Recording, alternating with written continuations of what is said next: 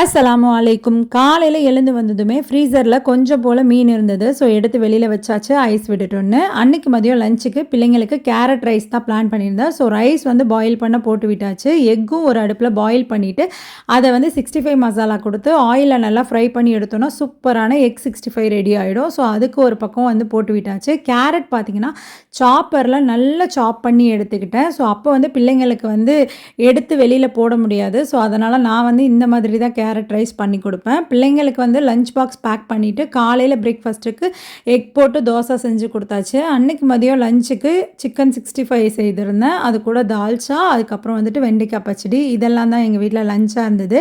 Evening போல் கொஞ்சம் நேரம் மாடியில் நின்றுட்டுருப்பேன். ஸோ அது கூட கொஞ்சம் நேரம் த்ரெட்மில்லில் வாக் பண்ணிவிட்டு எனக்கு கொஞ்சம் ப்ரௌனிஸ் ஆர்டர்ஸ் இருந்தது. ஒரு 2 kgs மாதிரி ஆர்டர்ஸ் இருந்தது. எடுத்துகிட்டு போய் கொடுத்துட்டு வந்துடலான்னு சொல்லிட்டு கிளம்பிட்டேன்.